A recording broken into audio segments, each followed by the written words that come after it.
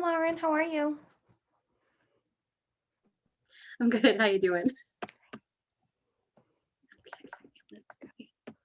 All right. Is it just you tonight, or do you have somebody else? Gabe is coming as well. He should be here any moment. No worries. We got plenty of time. Oh my gosh, my computer reverted back for like 7 years. Lauren Young. Okay, hold on. Rename.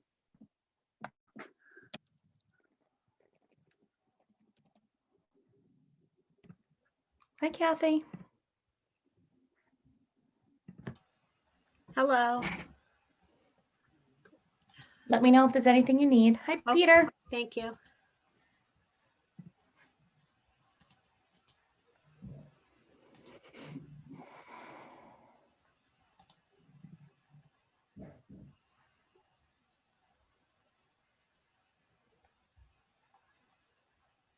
Hello, Mrs. Winsper. How are you? Good. How are you? Good. Good, good.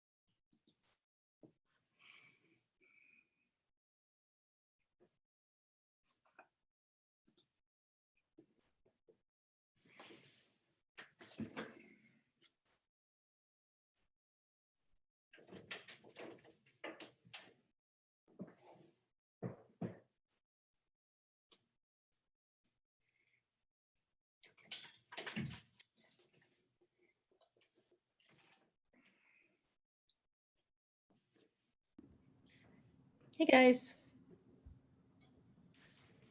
Hello. Karen, how you Jen, doing? you're right on the record button. Before we even get started, you're ready to save us. Today was a good day, Sherry. Good, Am I'm I? glad. I can't even imagine what you guys are up against every single day. Yeah.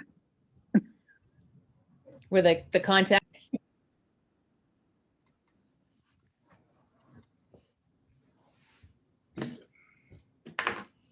Everyone gets so quiet when that happens. Well, you started recording again, Jen. We have to watch what we say now. Be polite. Well, I'm actually looking and it looks like it's 6:30, so perfect timing, Jen. Hi, everybody. Why don't we get started? I can call to order the Norton School Committee meeting for Thursday, February 4th, 2021. Sort of already, we're into Thursday, so we're almost done with a pretty crazy week. So thanks, Karen, and all of your team. I know it has not been easy and we really appreciate it. But we can just sort of start right with the agenda. Vote to approve minutes of January 7th, 2021 open meeting. I assume everybody was able to review. Any questions, comments? Yeah, I have one comment. I'd like to make a change just because it reads odd, and I don't know if this is normally how we do it, but on the second page, or page 3, I should say, Mhm. the first motion, it has a 410 vote tally. I Right. think it should read 401 because I was not a no vote, I was an abstain. That is Thank you. correct. That is correct. We'll correct that. All right, thank you. Thank No you other- for noticing that, Dinesh. Yeah, no other corrections from me. Right. So seeing no other corrections, we can vote to approve the minutes with that corrected change. Is there a motion to approve the minutes with that change? So moved. Second, Second, all in favor? Sherry, yes. Dinesh, Yes. Kathleen, Yes. and I don't think I see Dan. So I don't see Dan, correct? I'm not just missing him. I believe he's absent tonight. Okay, thank you. And then I am a yes. Perfect. Sherry, warrants? I've reviewed and approved the following warrants: school expense warrants, January 8th, 2021, $681,989.29. January 22nd, 2021, $311,257.99. And then school payroll warrant, December 31st, 2020, $988,275.34. And January 14th, 2021, $1,114,195.02. I wish to enter them into public record. Great, thank you. Joe, can I just ask a quick question? I'm just looking, we also have minutes in our, oh no, that's something different. Forget, sorry. We are going to move on. Malia and Zoe, welcome. We'll do our student representative updates. Hi. So I actually just have been a little bit different this week. So I've been thinking about how as student rep, Zoe and I can involve students a little bit more. So about a week ago, we had a student council meeting and I proposed an idea about reaching out to the principals and getting some input from some real live students. And Ms. Becca was nice enough to help us get the ball rolling by sending out an email. And we have some quotes from students of all ages for you tonight. So Zoe and I have decided to keep these students anonymous, but I hope you guys are able to enjoy the world from this point of view of it. So I'll start with the LG. They did both second and third grade students' thoughts on live streaming. One student said Mondays are the only day I like it. The other days I have 3 meetings. That is just too much. Another student said, I like it. It's the second best thing to being in school. I can see everyone. Student number 3 said, it's good. We don't even have to wear masks like school. I can see the other cohort, and this is good because my BFF is in the other cohort. Student number 4 said, I mean, it's good, except for my internet troubles. 5 said, I don't know. I can stay in bed later if all they have me do is a slideshow. And Zoe will cover the JCS. I have kind of like a little bit of summary of quotes, but a first grader said that it's fun because they can see all their friends. And then a couple third graders said that they think that they get to learn more when they're live streaming rather than doing it by themselves. They also said that they think that live streaming is good and bad. On Tuesdays and Thursdays, it's okay, but because it's shorter, but then on Mondays, they don't really like it because they're on for a really long time and they don't get many breaks. Leah, do you have the L? So I have to yell. Let me see. So Mr. Gagan interviewed a class of fifth graders. One commented, "Some things just aren't fun when you have to wear a mask." Another student said that there is a benefit to fewer students in class. "I can focus easier and I can get my teacher's attention and support. I don't like at-home days because I can't get my teacher's attention." Mr. Gagan also told us that many of his students lamented the cafeteria arrangement and missed talking to their friends. He also mentioned that the overall feelings of both cohorts was how, in reflection to school a year ago, they can't believe how much their feelings have changed. A year ago, they might love to be told they only have to go to school half the time, and now they know that that is something they hope to never have to do again. We talked about how the saying, "the grass is always greener on the other side," or "be careful what you wish for, it just might come true," could represent them now. I think that's a really good representation of everyone's situation nowadays, and I really like that quote. So I'll have Zoe do the middle school. The middle school, they had a student council meeting about live streaming overall. A lot of the students were really verbal about all their opinions and everything, and it was a little bit of both good and bad. They said that it gives more of a chance to ask their teachers questions verbally, but then it also divides the class if the teachers focused on the in-person kids rather than the at-home kids or vice versa. And it takes away time from the kids who are in-person learning. And they said that when the kids stream into the live stream, that it takes up a lot of time just to do the attendance. They also said that they used to finish their schoolwork earlier in the day. Now the day is extended and they're on their Chromebooks longer. They also said that it keeps people from putting work off and it makes everyone get up earlier and start working. Then I'll just move on to the high school. But the high school, one note is that the DECA kids did great at districts and a bunch of kids placed top 10. So that was a very good accomplishment, and they're moving on to states. And then on live streaming, some kids feel as though that it's hard to pay attention when their teachers are teaching and their camera doesn't have to be on. So some kids actually do end up falling asleep and they doze off. And it's also that some classes you go on to the Google Meet and you just sit there because you have to. So it's not much learning there. But other classes, it is easier to catch up on work if you miss a day of school. And with a lot of kids being in quarantine, I think that that's a major factor. If you are missing school, you can still go on the live stream and see what's happening in your class. And some teachers actually do full lessons if they choose, or if they're behind for some reason, or because of internet issues, they didn't get to do it last class. So they have a stay on and we take notes as if we're in school. So I think it's really good in how it like mimics what we used to do just being in school. So I like that part about live streaming. I'm basically almost alone with that because a lot of the high school students are not liking it at all. So with the high school, I'm kind of in the middle with the live streaming. I think that when teachers do it well, they do it well and it works. When they can, like Zoe said, with like a lesson and stuff. You also have the other end of the spectrum with teachers who just leave it running and you watch a class happen, just, watch kids talking and stuff like that, which is a little interesting. I think maybe for the high school, the schedule is definitely a little bit confusing with the live streaming, with it being the first 15 minutes of class. You run into the issue with stuff like lunches when you don't know when the first 15 minutes of class is going to be and when you're going to, it gets kind of confusing. But I think that it's good to have more in class time than we were having. As much as a lot of people don't like the live streaming, I think it's a little bit closer to what school used to feel like. Yeah, I think that's basically how I feel about the live streaming.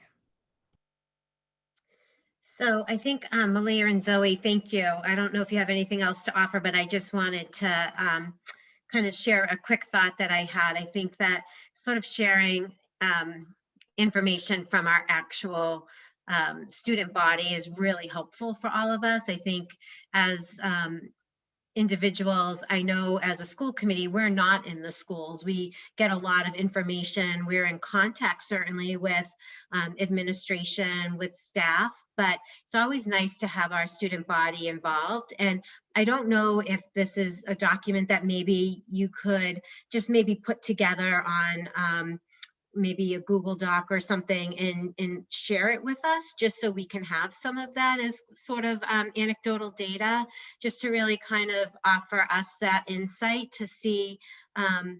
We know how difficult it is, and we really love to sort of hear from students. And it does sound like very similarly to life in general, some things work really well for some and don't work really well for others. But we really want to try to find a way that we can meet the needs of our student body, of our teachers. So if you don't mind sharing that with us, that would be really great.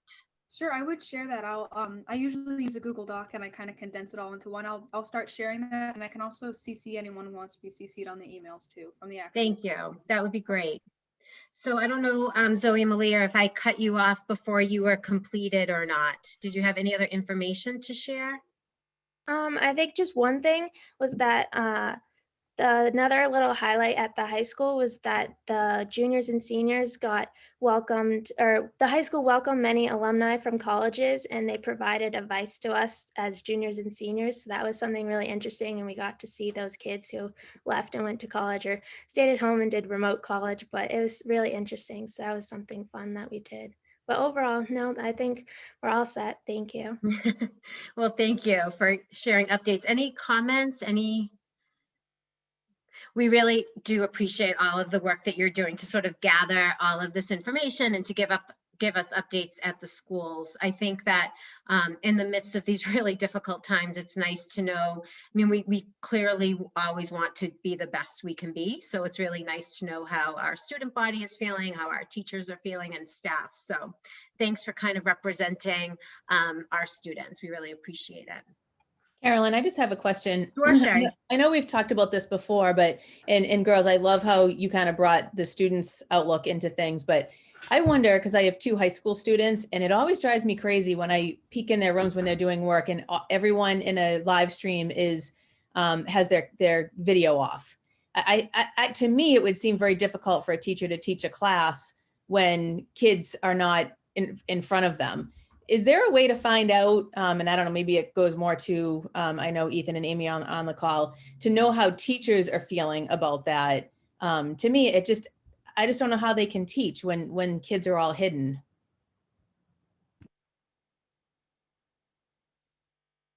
So we actually, or go ahead. No, I I can was find- going to ask you to respond. Thanks, Mr. Doleman. Sure. So actually, just give me 1 second. Going into this, when we started live streaming, we actually had a meeting with our academic coordinators in order to discuss sort of some ideas for guidelines we wanted to put out for students. So I can actually share with you, if I can pull it up here really quickly, what the teacher's perspective was, because we did a survey asking that very question of whether or not basically how much they agreed with the statement that students should be required to have their cameras on. I can't find the actual numbers here, but it was essentially about 25% were neutral, about 25% strongly agreed, and then the other half of the teachers disagreed. Or excuse me, the other way around. Half of the teachers agreed, and then about a quarter strongly disagreed, and then about 25% or so were neutral. With that, we had a robust discussion with the members of our academic coordinator team and just sort of settled on the language that we were going to really encourage students to have them on.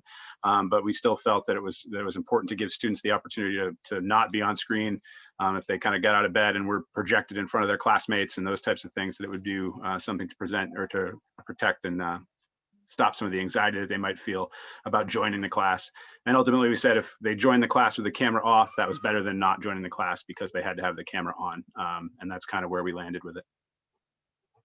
Something that I think, Dr. Bayetta, you and I had spoke about, I'm not sure if I was speaking to somebody else. I know initially there were concerns and worries about kind of sharing personal space, on film and, on Zoom. And one of the things I think you and I spoke about, Dr. Bayetta, was is there a way that Norton could create a virtual backdrop that everybody would potentially need to use? So everybody has the same backdrop. I don't know if it's just sort of a purple something with an N in the corner, or so that nobody really could distinguish individual space, location, housing, whatever, if they were in their bedroom or at the kitchen table, all of that would be, extremely confidential if that was something that could be an option, so that maybe it might invite more participation,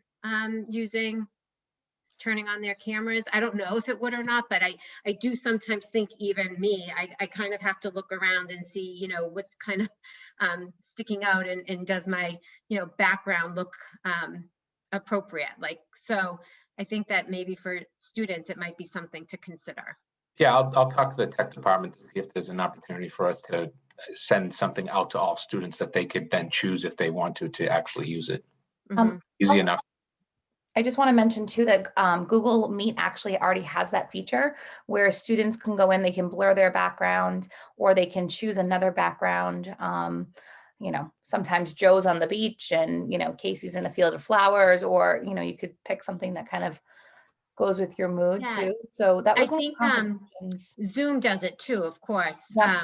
So I just thought and I think that if we gave students the opportunity, like you sort of shared, Jen, to kind of choose a background, I just thought if we wanted to be consistent and invite students to maybe participate more, kind of with a little bit of being anonymous where they are located when they're doing their Zooms, it just might be something to consider if we had kind of a universal Norton Public Schools backdrop, I think a lot of whether it's for a kids- Google Meet or for a Zoom or whatever. Mhm.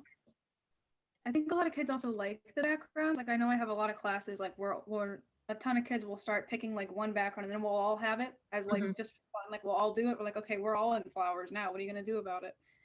So I think a lot of kids actually do utilize that feature on Google Meets. Mhm. And I think, like Jen O'Neill said, I think you can actually input your own background. So if we did want to have like a purple N or something, I think we have technology to do that, but I'm not sure. I think we can though.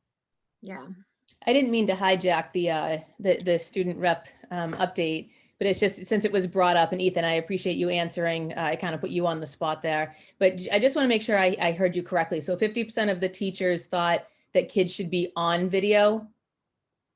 So actually, I did have the opportunity to pull up the results, and they were kind of interesting in that, like I said, it was about 50% or 53.1% of 49 respondents who either agreed or strongly agreed that students should be mandated to have their camera. Almost a quarter, 22.4%, were neutral. And then of the rest, it was about 20% strongly disagreed, and a very small fraction, about 7%, disagreed. So it was, people had very strong opinions about allowing students to have the out of not having the camera on, where about half of the faculty that responded anyway wanted to have the cameras there. So again, that was where we kind of landed on a little bit stronger language of really suggesting and encouraging cameras, and then still sort of allowing teachers to make the decision for their class. And if they requested that students have their cameras on, that they would do it. So we tried to kind of split the middle there and acknowledge both of those viewpoints. Okay, I appreciate it. I've heard from being in the background, teachers kind of trying to engage the class and ask questions, and there's just nothing because you can see all the backgrounds and not kids' faces. So I just don't know if it's something that needs to be brought up again. I don't know. I just figured I would mention it tonight. Thank you. We did ask the question, are students more engaged when they have their cameras on? And that might be, and I don't know. We don't know. It was kind of up for debate as far as whether or not that did lead to better results as far as engagement or not.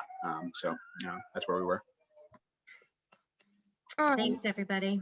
Just to add like another student point of view, I think a lot of it is coming from the fact that kids are at home and they don't want to be doing the work. And so when they turn their camera off, they're completely able to go and do something else. They go and they call their friends and they're just on a call. They go and they play video games. Like when you don't have to be physically seeing what I'm doing right now, then they can just do something else. And I think that's stemming from a lot of why the camera's not on. And yeah, they may say like, oh, like I don't like my personal like background right now.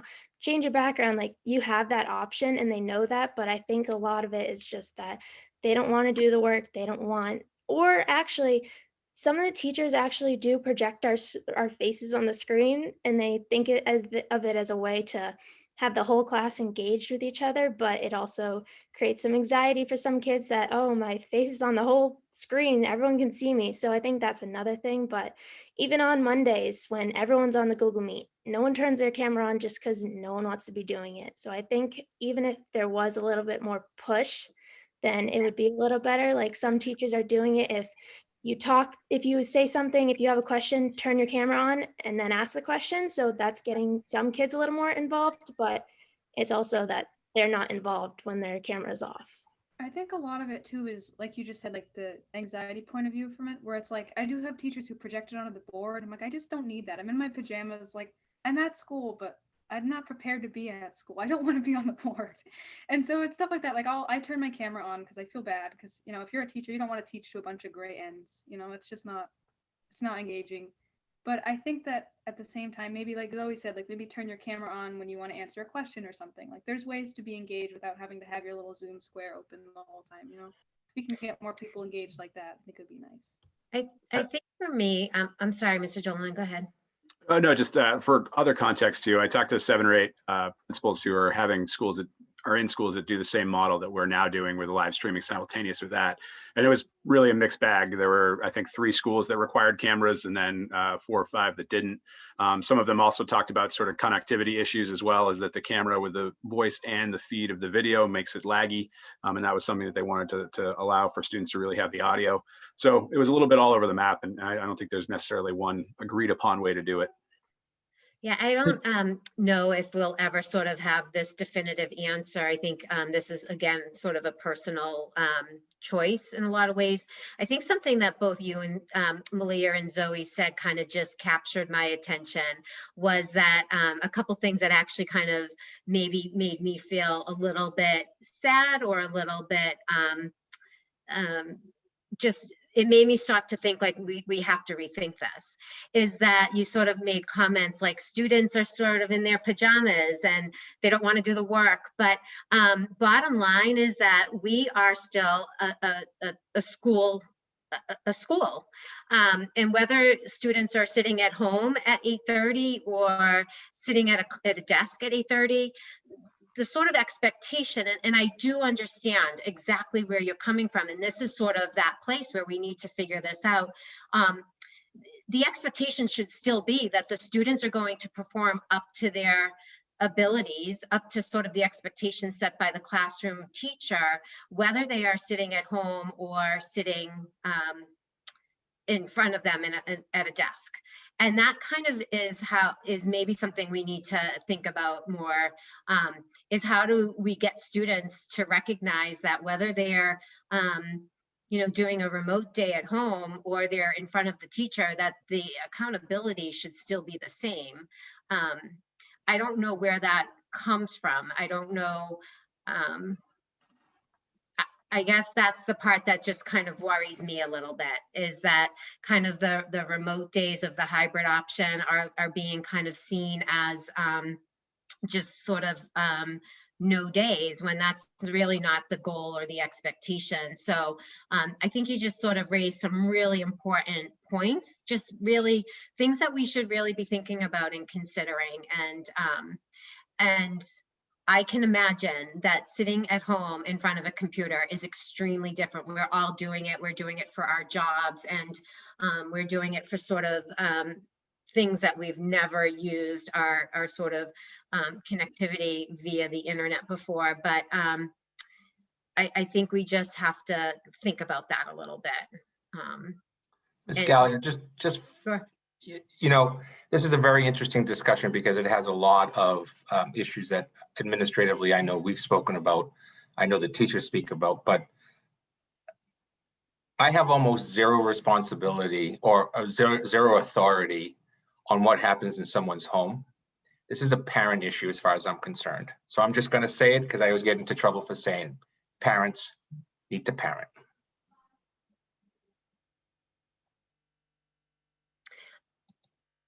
I think that we definitely can keep having these conversations. I definitely think that I know kids are at home. I have my daughter at home. I do understand. I get her up. I get her, I tell her, get up, you have to get yourself ready. Her camera is on. I think, it's sort of a rule I have made. I can't say that it's on all the time, but I do know the majority of the time it's on, and it doesn't, it's maybe not her first choice, but I think that,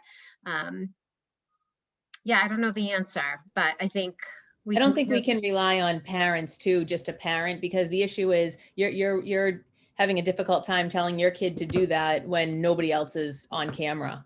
So that's very difficult. So,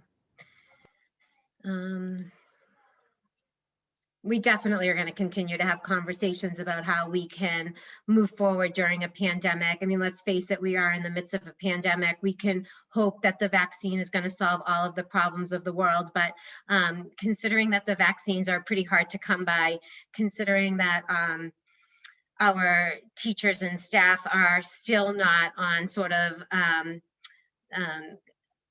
level 1 to receive a vaccination, I think is sort of this telling measure of where we are with the vaccination. So we're just going to keep having these conversations. We're going to continue to try to do what's right for our staff, for our students, for our, our school program. And I think that is going to certainly, I hope, come to,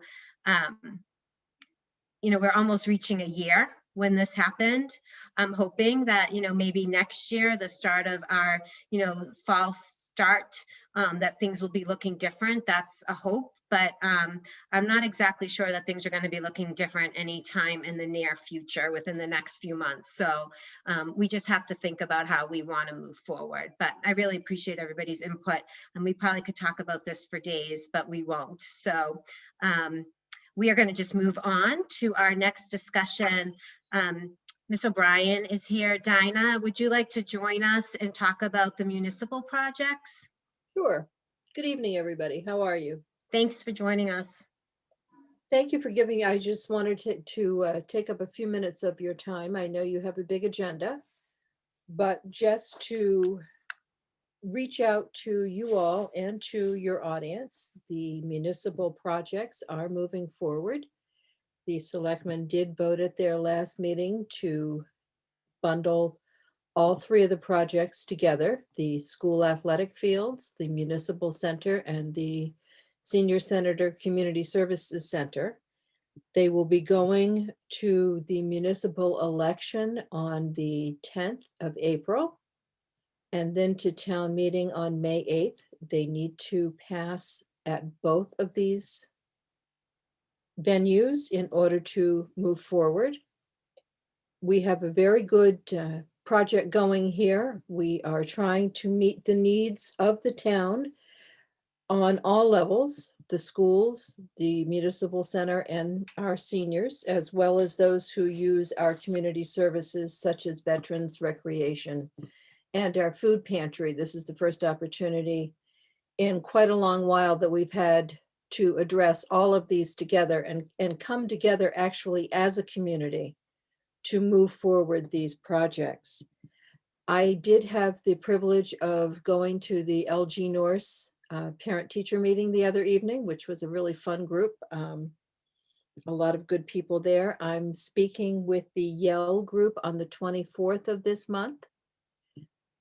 So those are 2 of my forays out into the school. I'm currently talking with the parent group at the Salmonese School to try to find a mutually agreeable date that we're all available. You would think during these times of being at home that no one's busy, but we are, and you're still trying to put everybody's calendars together, which always fascinates me that we're all still this busy. Just so that you know, the building committee is meeting this coming Tuesday evening at 7 o'clock, I'm sorry, to discuss the 2 building projects. And we will be talking about the high school fields at the same time, how we're going to go forward. The selectmen will be hearing from the architect for the 2 buildings in this project group, either on the 11th or the 18th of this month. They haven't quite settled, but everybody should really log in and view these meetings.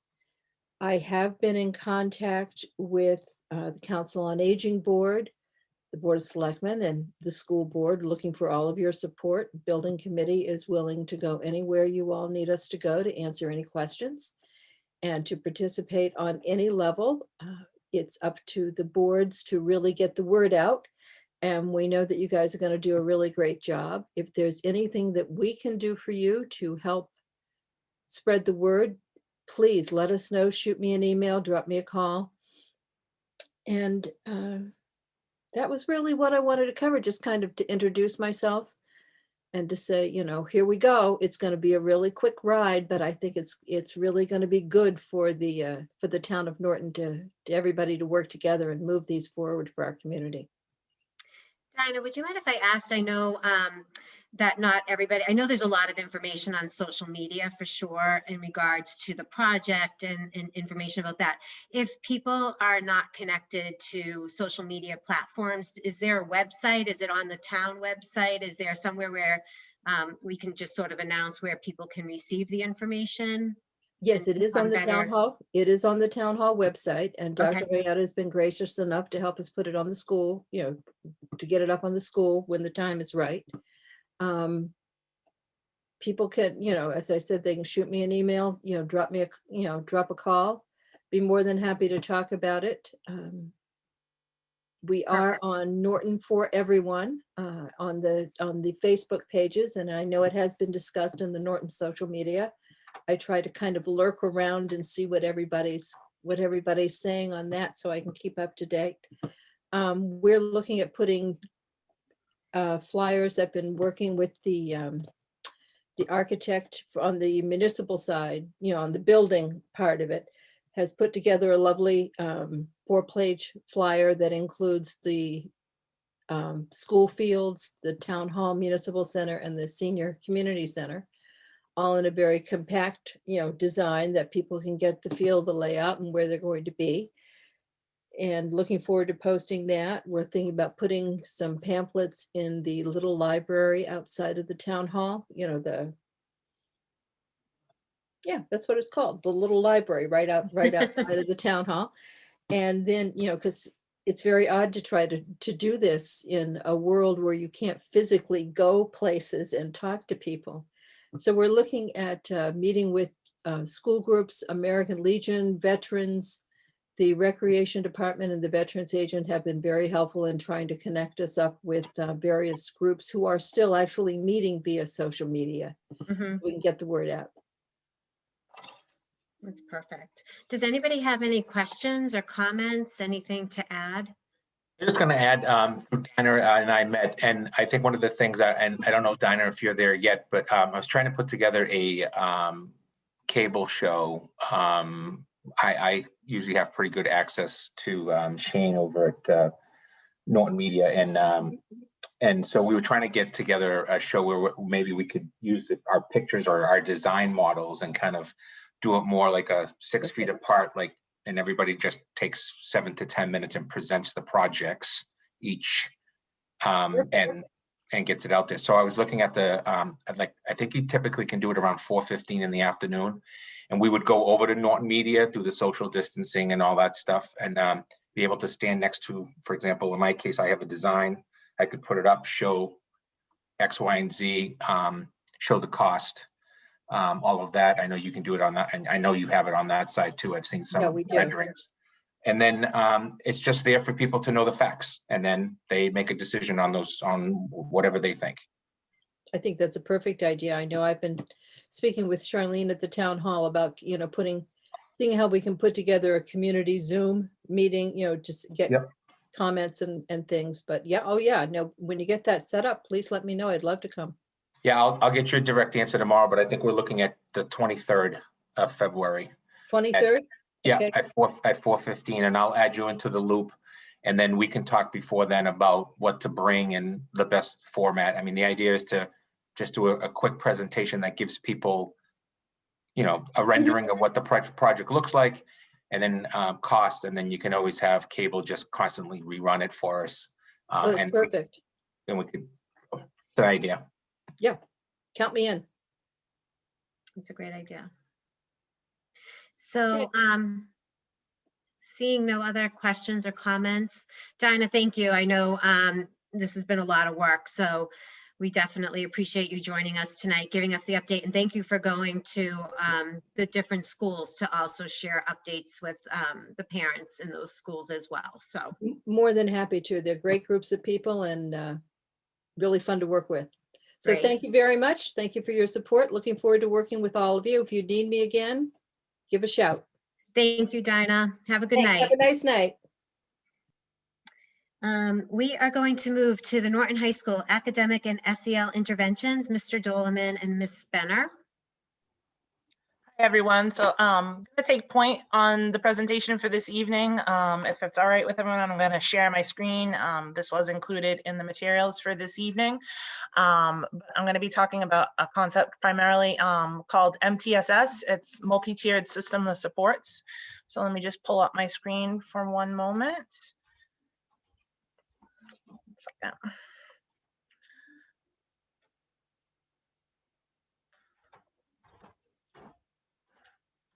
All right, we all have that? Okay, very good.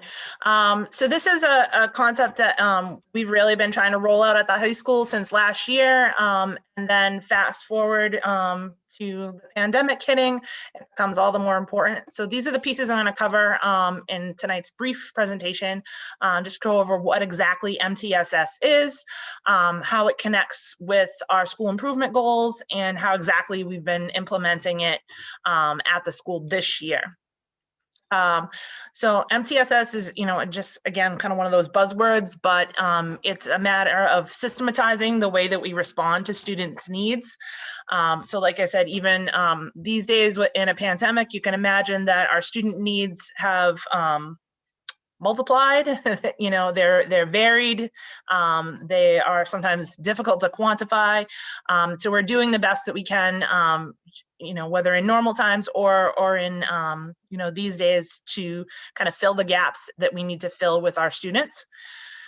So this is always a visual I like to use when discussing this concept. So really the tiers that are a part of MTSS are the idea that, different students need different level of supports. So our tier 1 supports are those that are built into our school as a whole, the supports that all of our students would benefit from. So for example, something like LLB, every student at Norton High is enrolled in an LLB and has that benefit of building a connection with their LLB teacher. General classroom accommodations that any teacher can implement for any student are part of, tier 1 universal supports. Then when we get to tier 2, in the best of times, that would narrow down to perhaps 5 to 10% of our school who need, a more focused level of supports. The driver behind tier 2 at Norton High School and at many schools is what we call our student support team. So it's a body of our counselors, administrators, and this year we've also added the additional step of involving teachers on that team to discuss individual student cases that come forward, identify what their needs are, and then match them with the services that they need, whether those needs be academic, behavioral, or social emotional. So then lastly, tier 3, typically, again, that would be 1 to 5% of a school who need a layer of support even further than that. For tonight's presentation, I'm mostly going to be focusing on what we're doing on the tier 2 level. So the fundamental driver behind all of this is that if we match the students with the support they need, they're going to reach success. And success can be defined in a lot of different levels, making sure they're prepared if their track is college, if their track is career, or just in general gaining the skills that they need to be happy and productive individuals in life. So where this matches up with our school improvement goals that we've created for NHS. So we really wanted to come in and take a look at our achievement gaps. Typically speaking, I think we all know this, that, Norton is a well-performing school district. The divides that our students face are certainly not that of other communities, but we do have gaps here. And so we wanted to take a closer look at our student data and really drill down to just who needs more focused attention, who needs more focused supports in our school. So that is something that is, again, underlying this whole process.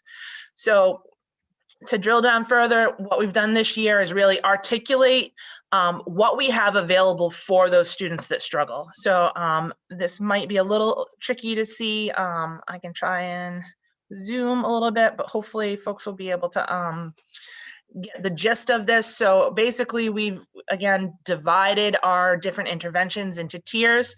Most of them, if you're able to see this, like I said, are in that tier 2 range. To highlight what we've done. So for our regular ed, typically 9th and 12th graders, we've created what's called a high-risk student LLB. It is not labeled that to the students, but those students that we are really worried about meeting academic outcomes, for the seniors, that being graduation, for the 9th graders, that being, the transition on to 10th grade. We've matched them with 2 particular teachers who have offered to take on the task of supporting those groups. I met with those folks again. We've already been doing this LLB for several weeks now, so just to do a check-in. And a lot of it is really just kind of creating a strong supportive community to start their day in. They're doing some work on skill building, again, just kind of community building, having another adult support. Then we've also had some teachers who have volunteered to run subject-specific support in LLB. So that is offered in the 4 core subjects. So, not every teacher is available yet during LLB, but again, we've kind of identified 4 reps for each of those departments that a student can schedule meetings with to get more one-on-one help. It's really been a challenge not having our late bus. It kind of creates a divide in terms of access for extra support for some of our students. So this was a way to offer that during the school day. Then the other largest program that we're running right now is a mentoring program. So most of the students that are involved in this program were referred by counselors, students who, again, could just benefit from an additional supportive adult. So some of the relationships look a little bit different depending on the mentor-mentee match. In some cases, there's already been a long-standing relationship between the student and staff member, and so that can be utilized as a jumping off point for deeper conversations about how to prioritize their academic work. In some cases, we found out details about barriers that the student is experiencing in the home that we might not have been aware of previous to this relationship. In other cases, it's connecting a student who might have been more of an outlier and not particularly well connected to any staff member at school, and really making a purposeful effort to develop a relationship with that child so that they could kind of work on whatever growth areas they needed. And then the last outreach effort really requires some further development. Right now, our idea of peer tutoring or mentoring stands to be grown, but we do have the NHS Virtual Writing Center, which our English Honor Society runs, and is an opportunity for students to support other students in their work specific to that subject area. So, I would like to invest some further effort into growing the ways our students can support each other at Norton High, but that's where that area stands to date. So I am going to leave the share. And from there, if folks have questions or if I can go over anything else in further depth, please let me know. I just say one quick thing here too. I want to thank Amy. She's been really instrumental in getting this off the ground. And I think the thing that we're really trying to do is the word that she used at the beginning, which is systematize these things so that there is sort of a process when an event happens or something happens where students in crisis or needs are identified. There's a predetermined path in order to get those students the services that they need or the interventions that will help them be successful. So it's that combined with a little bit more fine-tooth comb with data as well, where we're trying to utilize grade data, absenteeism, those types of things, as well as leveraging Panorama as a software that helps support our SST so that we can record sort of those interventions that are in there. It also collects a lot of that data, behavioral absenteeism, and also grade data. So that's kind of been what we're trying. Definitely, you know, there's room to grow with all of these things, and these are definitely not some of the interventions we would necessarily have without a pandemic, but it's something that we're trying to meet those needs that we heard from our students and from our parents. If you don't mind, I'd like to jump in too, just because I think this is the work that has come out of some of the work we've done around SEL and trauma. And now being able to take that sort of philosophical, theoretical approach, and as Ms. Dahlman said, Benner has really been the lead in sort of taking that and putting that into action, along with the staff that, you know, has volunteered to take some of this on, because we wouldn't be able to do that without them. But I think it really is sort of taking the theory that needed to be presented, the foundation, and now we're building on that at the high school. And having done a lot of work with SEL directors, you know, around the area, this is a pretty big step for a high school, especially a high school our size. So I think it's really the next piece that we can now build on, and even develop some more interventions for our students. If I could just add, I think that it is impressive. And I think, Vinny, I agree, this is certainly a big step for a high school, but I think it really does support Norton's mission to really offer support to students, that student success is really important.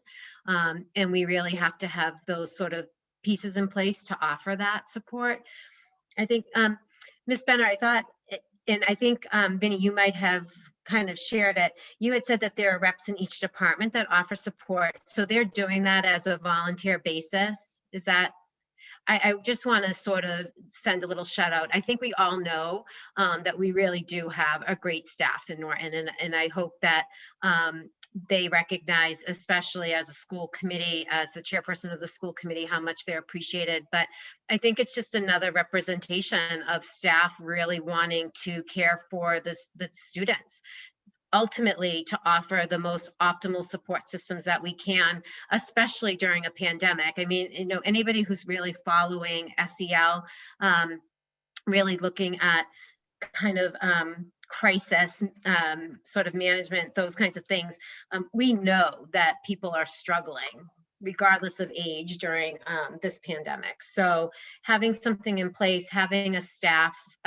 starting from sort of administration down into our teachers, our support staff, I can't say, you know, thank you enough. I think it's a great system that you've really trying to incorporate, and I think that students will benefit.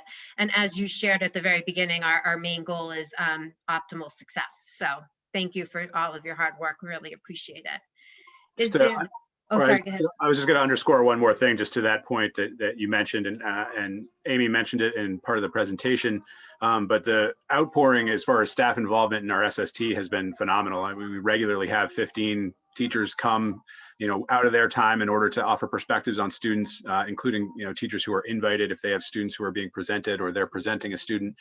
So that's been something that, again, just demonstrates sort of the commitment of the staff that they have to the social emotional well-being of all of our students. So that's been something that I think has been, you know, one of the highest leverage things that's happened this year is those teachers being very much involved in those students.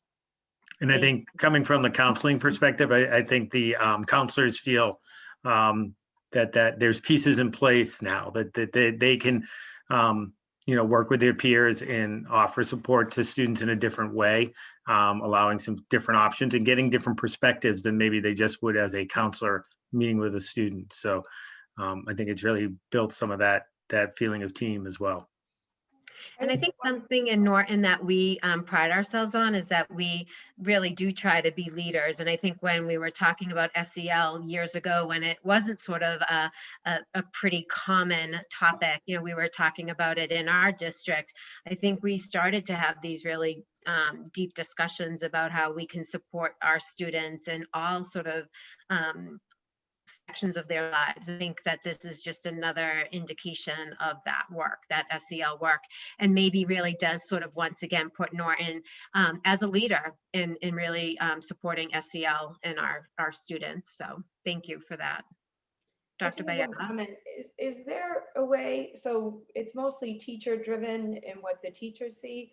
What if a student has a concern about one of their classmates? How would that be handled? So our student support team referral process has two prongs to it.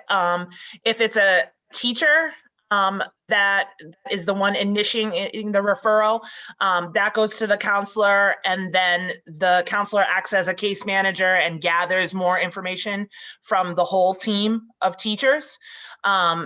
A similar idea, if a student were to bring forward a concern about another student, that could go through the counselor, and they kind of vet and decide if a case gets elevated to the student support team, or if there's measures that they can take just as the individual counselor to solve whatever the problem might be. And we do provide, we try to encourage that throughout the year, but right now we're in the midst with our juniors. We do a training called SOS, Signs of Suicide, which is really, that is obviously an important piece of it, but it's really about identifying in your peer group or with yourself that you're struggling with some kind of mental health issue or just in general having a hard time, and making sure that they know how, the students know how to connect back up with staff or counselors. So it's part of what we try to talk about in a lot of different ways and different formats. Yeah, I just think that that's a big part, especially with our Norton High School population. After reading the essays that I've read for the scholarships at the end of the year, over years, you see how they're more in tune to each other, obviously, than anybody else is. And I think that they need a safe way or a confidential way or whatever, just to reach out when they don't know what to do to help the person. They need a way to bring it to someone else's attention that can actually do something. And I think some of these supports that we put in at tier 2 are building that idea of the staff is there, right? And making those connections and building those relationships. And, maybe a student says, hey, you know what, why don't you talk to Mr. So-and-so or Mrs. So-and-so? They're really great. And that's another way of making those connections. So it all does kind of tie in together. None of these are done in silos. They all sort of build upon each other.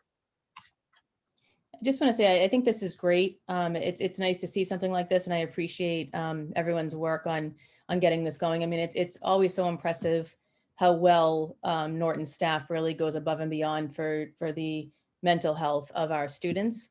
And I do want to just say, in case there are parents on or watching this after the fact, we definitely, we worry about our students' mental health, but I think it's just as important to think about our teachers during this time as well. I think it was Carolyn who mentioned everybody is struggling at this time. COVID fatigue is real. It's exhausting. People are done with this. And our teachers continue, and our staff, everybody, continue to go above and beyond for our students. So I think that if we can just kind of keep our teachers in mind and reach out to your child's teachers and just thank them for something that they're doing, or just reaching out and say, hey, I'm thinking of you. It's been a long year for these guys. And so as we're focusing on the students' emotional health, I just want to mention to any parents out there, please remember, your teachers, your support staff, the secretaries, the administrators. It's important to remember these guys as well, because they're really giving their all for our kids. I could add a little more to that. So it's also National School Counselors Week, and all of our staff have been invaluable this year, but really to put an extra shout out to them. They've been instrumental in this system, and they often carry the stories of our students that are heaviest. And they have really been stretched and strained and tasked to act in ways that they have never done so before. So I think an extra little gold star for those counselors for sure, especially this week. Absolutely. And just one other thing I was going to build on that too is just in conversations that we had with one of our teachers who's working as a mentor too, just talked about sort of that additional weight that she has conversations with their student, and the student shares some of their problems, and that connection that's so important to them. But it does really weigh down on teachers as well, is that they do feel the pain of our students, and that's something that makes our staff very special, is that they're willing to do that in order to support our students and take on that additional sort of heaviness at the end of the day or the end of the week. So again, we really appreciate what they do, and it wouldn't be possible without them. It's very much appreciated as a parent. Mhm. It's very much appreciated what each and every one of you is doing for our children. I think it's really important, first of all, both Ms. Benner and Ms. Dolman for your presentation tonight, and Vinny adding your expertise, especially in the clinical area. But I think, one of the things that is very frustrating right now is there's probably no group of professionals who want to get these kids back in school more than we do in Norton. But I also think we have to be understanding of, we have been successful thus far to the best that we can without having to close buildings day after day and week after week. And Norton's numbers today was a total of 41 quarantined and positive students and staff. That's one of our lowest numbers that we've had. And so if these numbers continue in this direction, we know what the next steps are. But I also have to tell you, as someone who has had plenty of back and forths with the folks that I work with through the years as a superintendent and a principal and a teacher and a union member at one time, I worry about the 400 adults that are in my district every day, because without the adults in front of kids, we are simply a correctional institution or a babysitting. We're not teaching. And I've said this a couple of times, and I know it irritates people, but the most important people in those buildings right now during a pandemic are keeping the staff safe so that we can provide the best that we can. So our goal is to open up. There's no doubt about it. I know that our staff wants us to open up, but we also have to make sure, as you know, from a co-signed letter that I sent with Shannon Taylor, the Norton Teachers Association president, along with 41 area school districts, when are we moving these teachers up front? When are we going to be providing them what we said we were going to provide them? There is no plan for educators in the Commonwealth of Massachusetts at this time. It is go get your vaccine. What does that mean? That means no teaching in person and no teaching remotely, because you're going to be at a line at Gillette Stadium. So what's the plan? What is the plan? The frustration level that I have is vaccinating the adults is a clear process for bringing back and opening these schools full time. That's part one. Part two that is needed, though, is you need a plan.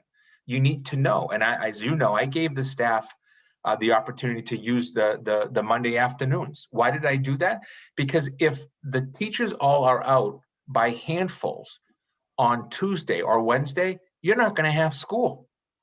Why? And that's not a scare tactic like I did the other night that became a scare tactic about going remote because of technology. I was simply, and I'll clarify, I was trying to show, just like a snow day, if I can't predict something, I'm just giving you the heads up that we may for 1 day or 2 days have to go remote in order to solve the problem. The other part that I think is important is that when we look at the long-term plan for students, my biggest concern is the reentry full-time with plans for social emotional, counseling, mental health, reading and writing and arithmetic needs that we all know we're going to have, right? Big pictures. And then solving, will the taxpayers of Norton pay for it? Because if you want to resolve mental health issues, you can't just go down to the clinic down the road. It has to be part of their school day. If you want to resolve their reading issues, you're going to have to do it that way. So the plans that we're working on are not just tomorrow morning the doors open. It's doors open, it's remediation, it's acceleration, it's opportunity, it's mental health, it's transportation, it's cafeteria and eating. I mean, you can't go into a restaurant. As of Monday, they're going to go to 40%. That's not my rule, but right now it's at 25%. I'm going to have hundreds of kids in a cafeteria. These are the answers and questions and guidance issues that we're looking for. And once we get them and there is a plan, instead of saying, hey, school committee, hey, superintendent, hey, teachers union, you guys figure it out. And then everybody compares us to someone else and vice versa, and we get nowhere.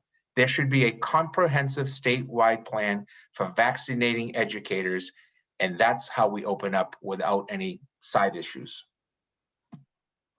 Joe, can I also just say too, I appreciate you addressing this because this is a constant issue on a Facebook page, Norton Neighbors, where I'm going to say it again, for the love of God, please stop going to social media and thinking you're going to get any kind of information regarding returning to school. This is not something, you know, there's teachers on Facebook. There are school committee members who live in town who have children that go to schools here. We are not just sitting around twiddling our thumbs thinking, well, we're in the middle of a pandemic, we'll just let this roll. Please believe me when I tell you, we are spending countless hours, not only at school committee meetings, but in private meetings where we physically walk into the administrator's office with masks on and socially distant and have meetings. We are doing that in person to try to figure out how to make this work. We are working with the state guidelines of the distance that is required. We are doing something right. We may have some areas to work on, but we are doing a lot right. And I am begging again, parents, please stop going on social media and comparing us. It is extremely hurtful to people who are spending countless hours trying to keep your children safe, our community safe, and figure out a way to get kids back in school. If you have a question or a comment or a concern, feel free. I'll put it out there. Email me. That's fine. Text me, call me. I'm fine with it. Please stay off of social media. It's not helping. It starts a frenzy, and it's very difficult for those of us that live in town and are trying to do the right thing for all of your children. I think if I could just sort of also share, I think what you said, Sherry, is absolutely true. I don't think anybody who is associated with our district, with our school system, really wants our students not to be in school. I mean, you know, that is absolutely not our goal. I think that the one thing that we do really well, and I think that we're really proud of, is that we have a really amazing working relationship with our administrators and our staff and our school committee. That we have a union, and we're not always going to agree, there's no doubt, but we can, you know, come to the table, we can have conversations, we can compromise, we can come up with solutions and ideas. We can be imaginative when we're thinking about next steps and how we can move forward. Not every school district has that luxury. So, and I think every school district's tried something different. Some districts brought their younger students back to school full time and their older students were fully remote. Some districts, you know, did different schedules for their students. I think in Norton, we didn't really think that there was a difference between the importance of our, you know, elementary students in comparison to our high schoolers, that we could look at the student developmentally, academically, and we could find an absolute reason why our high school students needed to be in school just as much as our, you know, first, second, and third graders needed to be in school.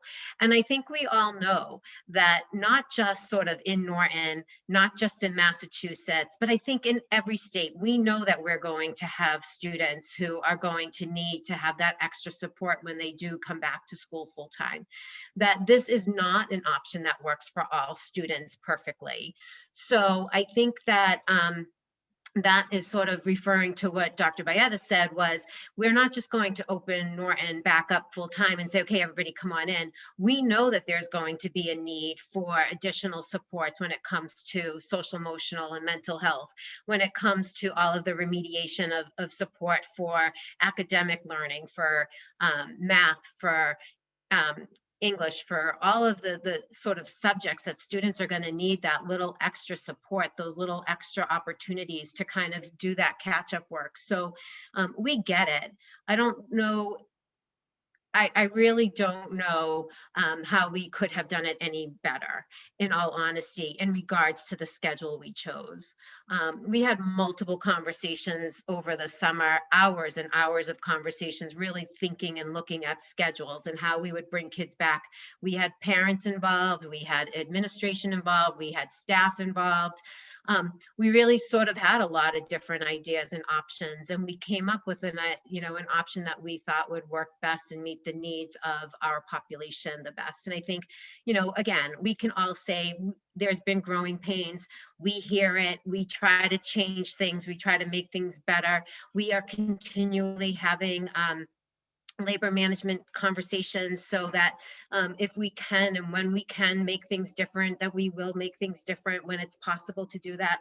So, it's just been a fluid process, and it's been a difficult one for sure. But again, I will absolutely say thank you to our staff, to our administrators, to our teachers, to our support staff, to everybody who's been really on the front lines of our school system, because it has not been easy. And I'm not sure, some of us can say our students are great at-home learners, and some of us can say our students are not great at-home learners. So we get it. It's an individual sort of experience for everybody. It's working better for some than for others, but we really are working to make sure that we are meeting the needs as best as possible. So, Caroline, Dr. Bayard. I know that we're beating up this topic in Yep. some ways, but if there's anything that comes to mind to Amy and Ethan's presentation tonight, is that we probably need a multi-tiered systems approach for our staff in fully coming back as well. Don't forget, we have a number of staff that currently are medically out and doing the remote teaching. Don't forget, we have 323 children who are full remote learning because of medical issues, because of first responder issues, because of grandparents that they live with, because of significant medical issues that they have. When you plan a reopening, I have to plan a reopening that includes 328 children that right now are just part of the remote learning, the good and the bad of that. So when you look at this and what's happening around us, Sherry said it best, and I'll completely end it here. We are so frustrated as adults, as children, as whatever our positions are with COVID. Let's get vaccinated and get back to school. Sounds good. And we're going to end it with that, and we're going to just move on. So thank you for sort of bringing us into that conversation when we were talking about SEL. I think it was sort of a nice segue, but we are going to review and vote on the 2021 Springtown Meeting School Department articles. Dr. Bayetta? No big issue on this. This is 3 articles that are being filed. One would be the supplemental budgets that will go in as one budget to the town. So when the time comes, both the municipal side and the schools have basically one vote for everybody if needed. It's a safety precaution for the district more than it is anything else. The other 2 articles that you have before you are everything to do with the potential to borrow for the energy management services contract, depending on what that's going to be. That's why it says TBD. And then the third one is to take a look at the sewer line connection for the Yale High School, but that is also part of the athletic complex project. So again, protecting ourselves to meet the due dates. That's why it has TBDs. The articles are due on a certain date. It was February 1st. So you can take this as one vote if you would like. Any comments, any questions? Seeing none. Is there a motion to approve the 3 articles for the 2021 Springtown meeting? I'm just wondering, on here it said we had to do them separately, but we can do them all together? I think you can. In the past, you've done it, but in talking to the town, these are they're all do not have a specific number. They're just articles to hold for placement. Then when we go forward with the actual amount, you'll revote them. Perfect. So is there a motion to approve the 3 articles as presented in our packets for the 2021 Springtown meeting? So moved. Second. Second. All in favor? Sherry? Yes. Dinesh? Yes. Kathleen? Yes. Dan? Yes. And I'm a yes. Dr. Bayette, any other business? Oh, yeah. Oh, yeah. Really quick. I want to introduce you, and I don't know if you've seen Paul Driscoll often. He's our network administrator. and Karen Winsper, who's his boss, are here tonight just to give you a quick update on the internet situation and some good news that we received today as well. So Paul, Karen, whoever wants to go first. I'll Can be you do happy this to quickly, start. Karen? Is it a quick story? Yes, I will try to be quick. I just wanted to, first of all, thank the staff and the students who were in the buildings during our most recent internet woes. And also to thank the families and students at home, because as we try to live stream and we have no internet at school, it poses a significant problem. Please know this, the technology department, our number one goal is that technology just works, right? We want technology to kind of not be the issue in the middle of this pandemic. And this was one of those things that was out of our control. Honestly, we started experiencing the attacks on the network earlier in January, and they've, started off slow, and then last week's was just brutal. Looking to Comcast for assistance in getting the emergency mitigation to get us back up and running on Friday. We were really optimistic that this week would be better. And then again, we had 2 days where we were just down for an hour each, but it was very stressful for students, for staff, for the tech department, for sure. Today was a much better day because Comcast was able to mitigate all attacks today. And to just give you a sense, and then I'll let Paul maybe just talk briefly. Today, we had over, I think, 37, between 7 a.m. and 4 p.m. We had 32 incidents. We did not feel them at all because Comcast completely mitigated them. So unfortunately, they weren't able to mitigate yesterday for an hour an incident and the previous day on Tuesday. And that's, we're trying to do everything that we can to prevent these attacks, but what we had in place just wasn't enough. So I'll relay it to Paul, and he can maybe take it from there a little bit. Yeah, there's not too much, Karen. You covered most of it. I think the biggest thing is Comcast today was able to adjust all the settings and get them right. That was the problem yesterday. They had some traffic that was still getting by their filtering and mitigation process. And today it all worked. So I think we'll be in good shape going on. Only time will tell, though. The 2 attacks on yesterday, we still haven't gotten a full report from Comcast on exactly what they were. But engineers today assured me that the adjustments they made to the template will definitely stop what was going on. They were just very, very large amounts of data coming in. And most of it was probably from Europe. And I think the change they made to the template today was they block, when we're being attacked, they automatically block all traffic from outside the US. And that seemed to be the key to get it to stop. I think it's really important. The amount of work that Paul and Karen and Nick and John, that's the core people working behind the scenes.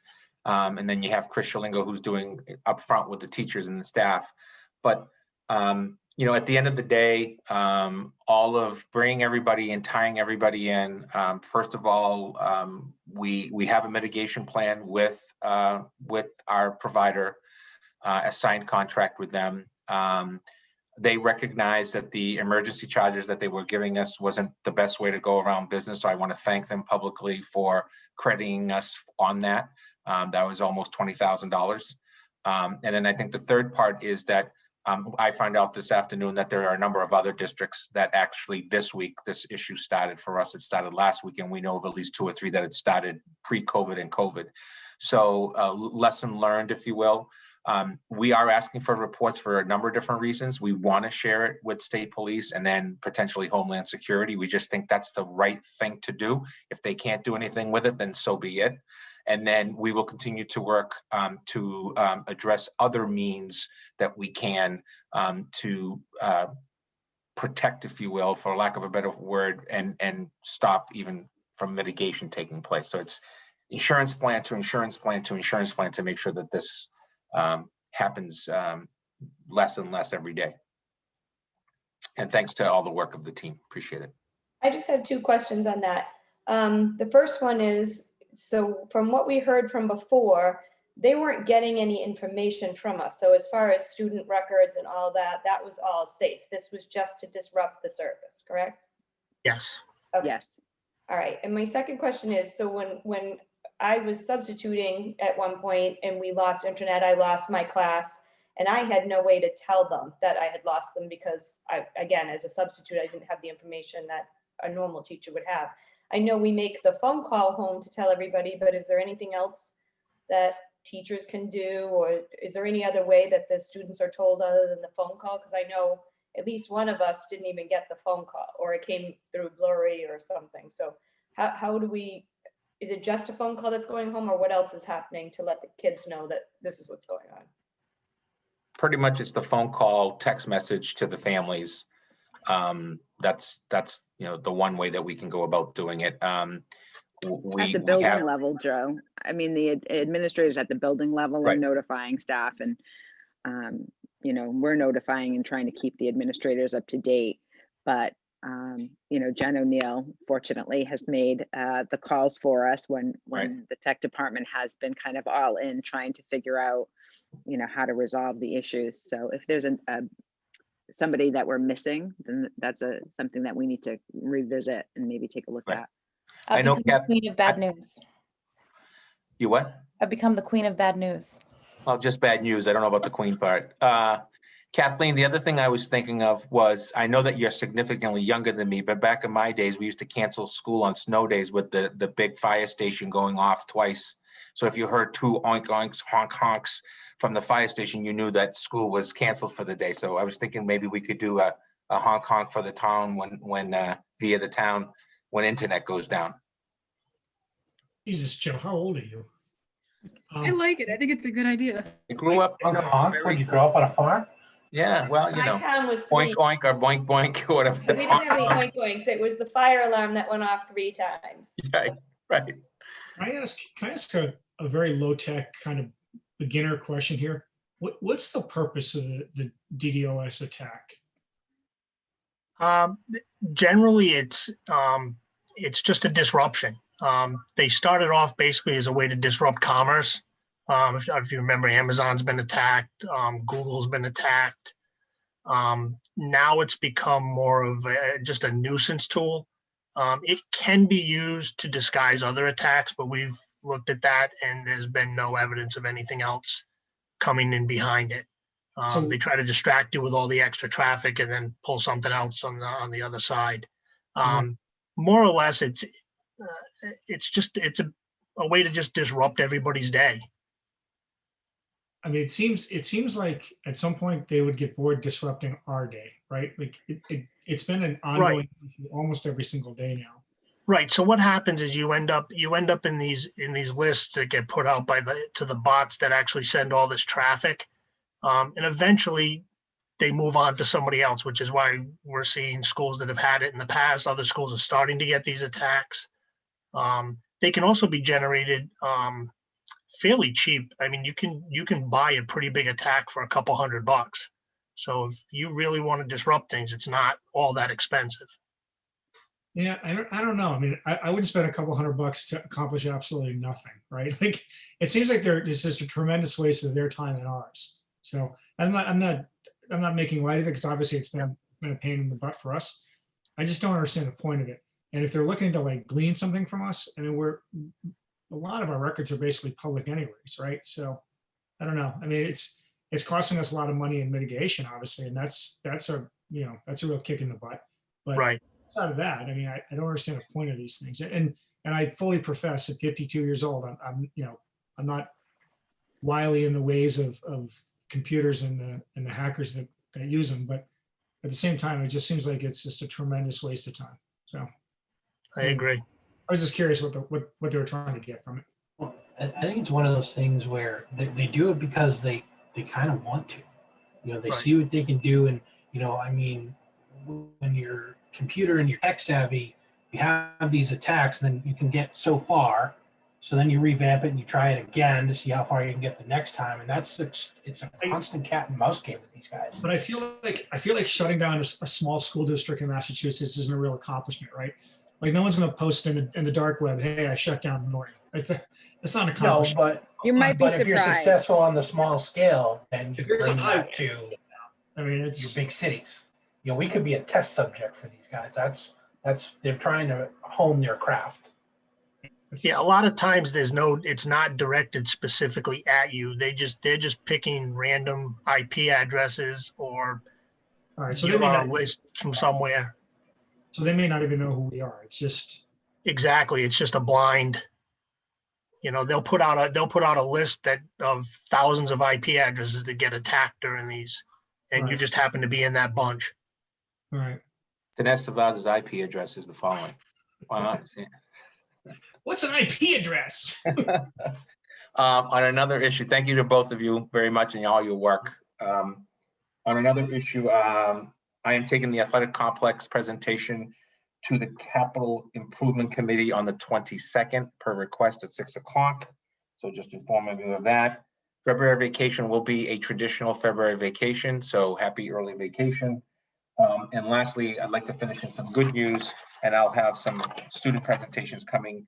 We had 49 students recognized in the state DECA competition. You've received those names. I mean, and the state competition is in February. This is from the assessment that 49 students were recognized, 9 first places, 5 second, 8 third, and 27 between 4th and 10th place in various categories of buying and merchandise, team decision-making, business services, hospitality and tourism, hospitality service. I could go on, principles of finance, professional selling events, quick serve restaurant management, sports entertainment marketing. So congratulations to all of those students. And I'm hoping that I can get a couple of them to come to a future school committee meeting to kind of give you a little gist on what they're going to be doing at the state level. And the state level will be virtual too, as of now? My understanding is currently yes.